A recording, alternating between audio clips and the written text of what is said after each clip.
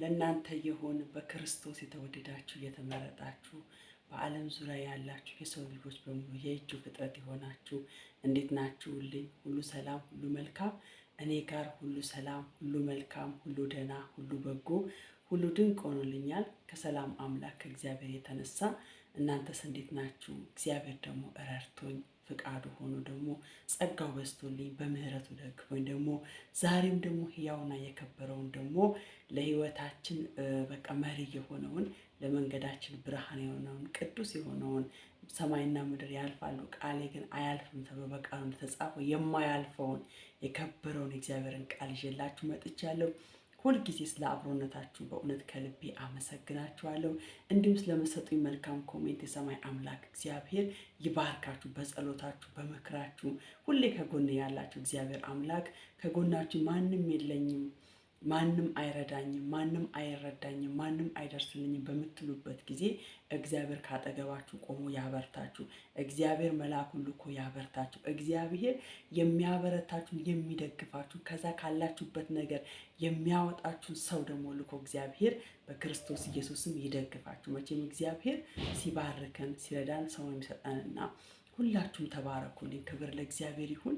በያላችሁበት ቦታ እውነተኛው ከአይምሮ በላይ ከህመም በላይ ከችግር በላይ ከስቃይ በላይ ከከበበን በላይ ከሚያስጨንቀን በላይ የሆነው ይሄ እውነተኛው የክርስቶስ ሰላም እያንዳንዳችሁን ያገኛችሁ ወገኖች። ሁል ጊዜ ይሄንን ነገር የምለው ምክንያቱም የክርስቶስ ሰላም የሚወሰድ አይደለም።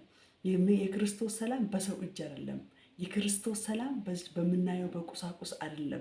ስለዚህ ይሄ የክርስቶስ ሰላም ለዚህ ነው እኔ ሰላም እሰጣችኋለሁ። እኔ የምሰጣችሁ ሰላም ዓለም እንደሚሰጣችሁ አይደለም። የዓለም ሰላም ይወሰዳል። በቃ ዓለም አንዴ ታስቀናለች፣ አንዴ ታስለቅሰናለች። አያችሁ፣ አንዴ ታስደስተን፣ አንዴ ታስቆዝመናለች። ስለዚህ ይሄ የክርስቶስ ሰላም እውነተኛ ሰላም ነው። እኔ የክርስቶስን ሰላምና የእግዚአብሔርን መገኘት እንዴት እንደማስብ ታውቃላችሁ? ሰዎች ለምሳሌ ሰርጀሪ ሊሰሩ ሲሉ መርፌ ይወጋሉ፣ ማደንዘዣ ይወጋሉ። ያ ማደንዘዣ የሚወጉት ለምንድን ነው? ሰርጀሪ በሚሰሩበት ሰዓት ህመም እንዳይሰማቸው። ህመም ከተሰማቸው ሰዎች ስለሚንቀሳቀሱ ለሰርጀሪ ሰሪዎችም አደጋ ስላለው ማለት ነው። ስለዚህ ያ ሰርጀሪ ተሰርቶ እስከሚያልቅ ድረስ ሰውነታችን ሲቆራረጥ፣ ሲበሳሳ፣ ሲቀደድ ምን ሲል ምንም አይሰማንም ወገኖቼ። የእኛ ሰውነት እኮ ነው እየተወጋ እየተቀደደ ያለው አያችሁ። ነገር ግን ያ ህመም እንዳይሰማ ያደረገን ምንድነው? ማደንዘዣው ነው። የተሰጠን መርፌ ነው፣ የተሰጠን ማደንዘዣ ነው ወገኖች። አያችሁ፣ እኔ የእግዚአብሔርን ሰላምና የእግዚአብሔር ደስታ የእግዚአብሔር ሰላም ልክ እንደዚህ ነው የማስበው። ምክንያቱም ችግር አለ፣ ጥያቄ አለ፣ ህመም አለ፣ ስቃይ አለ፣ የተለያዩ ቻሌንጆች ሊኖሩ ይችላሉ። ግን ይሄ እውነተኛው ሰላም ግን አይወሰድብንም። ይሄ ከክርስቶስ ያገኘነው ደስታ ግን አይወሰድብንም። ልክ ይሄ የክርስቶስ ሰላም ከውስጣችን ከሌለ ትንሹ ነገር ያስጨንቀናል፣ ትንሹ ነገር ያስለቅሰናል። አያችሁ፣ ልክ ያ ማደንዘዣ ከሰውነታችን እያለቀ ሲመጣ ህመም እየተሰማን ይመጣል። አያችሁ፣ ልክ እንደዚህ ነው። እኛ ከእግዚአብሔር ስንርቅ ይሄ እውነተኛውን ሰላም እግዚአብሔር ሰጠንን አምነን ካልተቀበልን፣ በክርስቶስ ያለንን እረፍት ካልተቀበሉ ወገኖች፣ ልክ ይሄ እምነታችን ከውስጣችን ሲወጣ ሰላማችን ክርስቶስ፣ ደስታችን ክርስቶስ እንደሆነ ካላወቅን የመጣው ቻሌንጅ፣ የመጣው መከራ፣ ጥያቄው፣ ሁኔታው፣ ኑሮ ምኑ ወገኖቼ ወደ ውስጣችን ይገባና ይሄ የክርስቶስ ሰላም ይወሰድብናል። ህመም ይሰማናል፣ ስቃይ ይሰማናል፣ ጭንቀት ይሰማናል፣ ተስፋ መውቀት ይሰማናል። አያችሁ። ስለዚህ በክርስቶስ ኢየሱስ ስም ከምንም በላይ ከሁኔታ በላይ የሆነ እውነተኛው የክርስቶስ ሰላም ያገኛችሁ፣ የክርስቶስ እውነተኛ ደስታ ያገኛችሁ፣ ማንም የማይሰጣችሁ ክብር ለእግዚአብሔር ከሱ ብቻ የሆነው ይሄ እውነተኛው ሰላም ያገኛችሁ።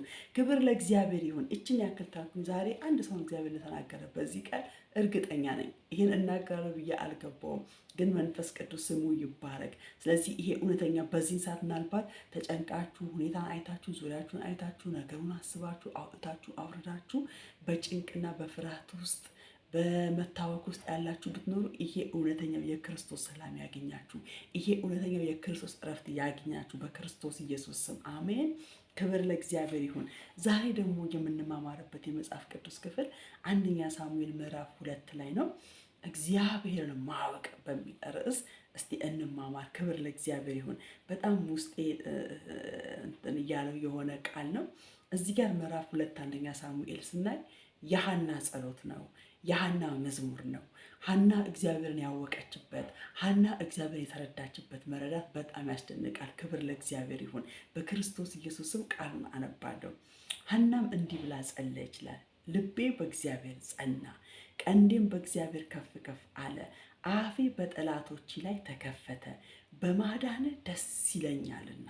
አያችሁ፣ በማዳንህ ደስ። ስለ ሐና ብዙዎቻችሁ ታውቃላችሁ። ሐና በልጅ ማጣት የምትሰቃይ ማዕፀኗ የተዘጋባት ሴት እንደነበረች፣ ብዙ ጊዜ በእግዚአብሔር ስታለቅስ ስትጮህ የነበረች፣ ባሏ ደግሞ 2 ሚስት የነበረው ሕልቃና የሚባል ሐናና ፍናና የምትባል ሚስት የነበረው፣ ነገር ግን ባሏም አልተረዳትም ነበር። ሐናን ከ10 ልጆችን ያልበልጥብሽም ወይ እያለ ለፍናና ከሚያደርግላት ይልቅ ለሐና 2 እጥፍ ያደርግላት ነበረ።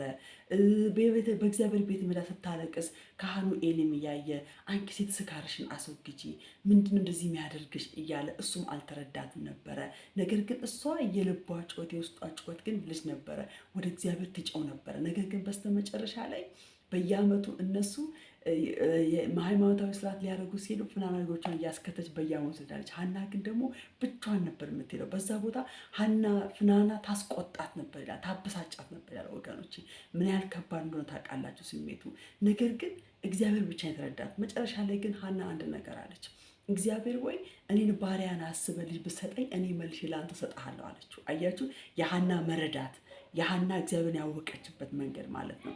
ከዛ በኋላ ግን እንደ እግዚአብሔር ያለ ቅዱስ ማንም የለም አለች ሐና። አያችሁ እንደ እግዚአብሔር ያለ ቅዱስ ማንም የለም፣ እንደ አምላካችን ያለ አለት የለም አለች። ከዛ ይህን ያህል በመታበይ አትናገሩ፣ እንዲህም ያለውን የእብሪት ቃል ከአፋችሁ አይውጣ፣ ለምን እግዚአብሔር አምላክ አዋቂ ነውና አለች። አያችሁ ሐና እግዚአብሔር ያወቀችበት ማወቅ የተረዳችበት መረዳት በኢየሱስ ክርስቶስም እምነት የምናመልከውን አምላክ የተደገፈውን አምላክ አውቀነው እንድንከተል፣ አውቀነው እንድናመልክ፣ አውቀነው እንድንገዛ፣ አውቀነው እንድናገለግል እግዚአብሔር አምላክ ይርዳል።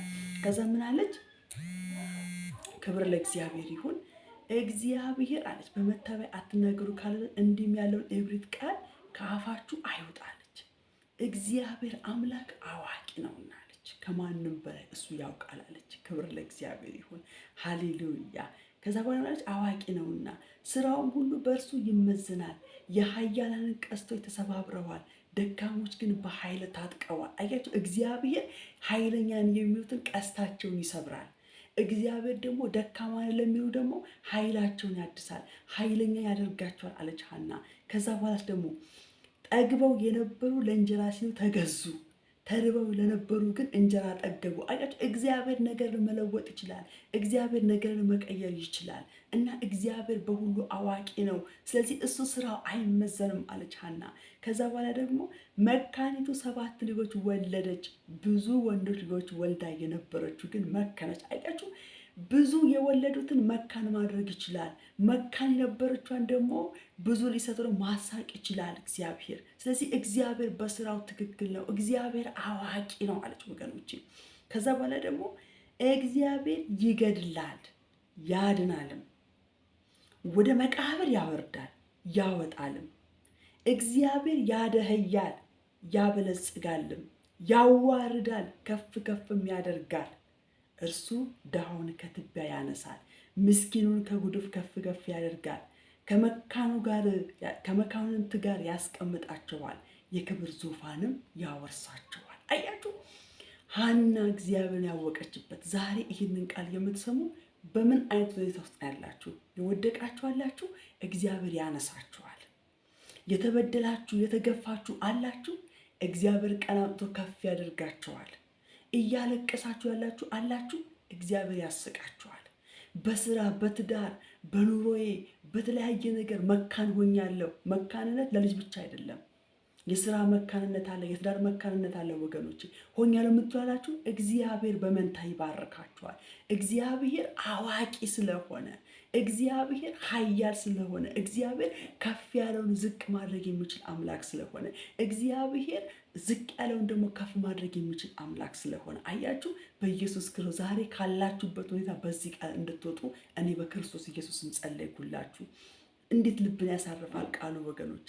ከዛ በኋላ የምድርስ መሰረቶች የእግዚአብሔር ናቸውና ዓለምን በእርሱ ላይ አድርጓል፣ እርሱ የቅዱሳንን እግር ይጠብቃል፣ ክፉዎች ግን በጨለማ ውስጥ ይጣላሉ።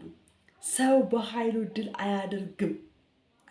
ሰው በኃይሉ፣ ሰው በገንዘቡ፣ ሰው በጦሩ ኃይል አያደርግም፣ ድል አያደርግም ማለት እናስ ከእግዚአብሔር ጋር የሚጣሉ ይደቃሉ። አንዳንዴ እግዚአብሔር በእናንተ ህይወት ላይ በሚያደርገው ነገር ሰዎች ብዙ ስም ሊሰጧችሁ ይችላሉ። ሰዎች ብዙ ነገር ሊናገሩ ይችላሉ። ግን እግዚአብሔር አዋቂ ነው። በትዕቢት ቃል አትናገሩ፣ አትታበዩ አለች ሐና። አያችሁ፣ ይሄ የእግዚአብሔር ስራ ነው። እግዚአብሔር ነገር መቀየር ይችላል። እግዚአብሔር ነገር መለወጥ ይችላል። ስለዚህ በእግዚአብሔር ስራ አትግቡ አለች። አፋችሁን አትክፈቱ አለች። እግዚአብሔር አዋቂ ነው አለች። እግዚአብሔር ይገድላል፣ ያድናል፣ ያደህያል፣ ያበለጥጋል አለች። እግዚአብሔር ከፍ ያደርጋል፣ እግዚአብሔር ያዋርዳል አለች። ወገኖቼ ዛሬ በምን ውስጥ ነው ያላችሁት? እግዚአብሔር አዋቂ ነው። ባላችሁበት ጉዳይ እግዚአብሔር አዋቂ ነው። ባላችሁበት ጉዳይ እግዚአብሔር ጻድቅ ነው። ባላችሁበት ጉዳይ እግዚአብሔር ትክክል ነው ወገኖቼ። ስለዚህ ሰዎች ላይ የሚሆን ነገር ሆኖ ሲያይ በሰዎች ላይ አንፍረድ፣ በሰዎች ላይ በህብረት ቃል አንናገር፣ አንታበይ ወገኖች። እግዚአብሔር አዋቂ ነው እንበል። አያችሁ፣ ከዛ በኋላ እርሱ ከሰማይ ያንጎዳጉድባቸዋል፣ እግዚአብሔር እስከ ምድር ዳርቻ ይፈርዳል፣ ለንጉሱ ኃይል ይሰጣል፣ የመሲሁንም ቀንድ ከፍ ከፍ ያደርጋል። አያችሁ፣ ከእግዚአብሔር ጋር የሚጣሉ ይደቃሉ ማለት በእግዚአብሔር ስራ አትግቡ ነው። እግዚአብሔር በሚያደርገው ነገር አትግቡ። ለምን? እሱ አዋቂ ነው። እሱ ትክክል ነው። እሱ ጻድቅ ነው። አያችሁ፣ አንዳንደኛ በሰዎች ላይ ለመፍረድ እጃችን ለመቀሰር እንቸኩላለን። እግዚአብሔር አዋቂ ነው በሉ ወገኖቼ። በክርስቶስ ኢየሱስ ዛሬ ከደከማችሁበት፣ ከወደቃችሁበት፣ ካዘናችሁበት በዚህ በቃሉ ኃይል፣ በዚህ በቃሉ ጉልበት መውጣት ይሆንላችሁ። ወዳችኋለሁ። ሁልጊዜ ከጎኔ ስለሆናችሁ ስለምትሰጡኝ ኮሜንት አመሰግናለሁ። ተባረኩ፣ ተከናወኑ።